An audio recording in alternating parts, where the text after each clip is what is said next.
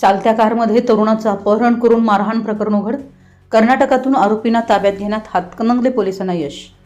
रुई परिसरात एका तरुणाला जबरदस्तीनं कारमध्ये बसवून त्यास धमकावत मारहाण केल्याच्या प्रकरणात हातकणंगले पोलिसांनी तातडीनं तपास करून आरोपींना कर्नाटक राज्यातील बेळगाव येथील गंगवाडी परिसरातून ताब्यात घेऊन अटक केली आहे.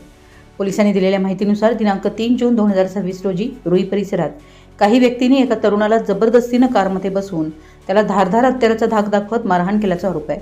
संबंधित तरुणानं प्रसंगावधान राखून चालत्या वाहनातून स्वतःची सुटका करून घेतली.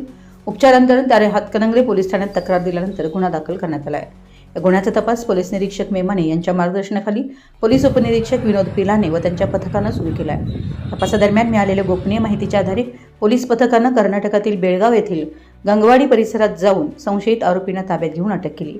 या कारवाईमध्ये पोलीस उपनिरीक्षक विनोद पिलाने यांच्यासह पोलीस कॉन्स्टेबल जाधवर व पोलीस कॉन्स्टेबल टोणपे यांनी महत्त्वाची भूमिका बजावत चाणाक्षपणा व तत्परता दाखवली.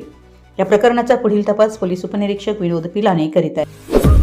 आपल्या परिसरातील महत्त्वाच्या बातम्या पाहण्यासाठी आमच्या नवसंकेत न्यूज चॅनलला यूट्यूबवर सबस्क्राईब करा आणि बेल आयकॉन प्रेस करा.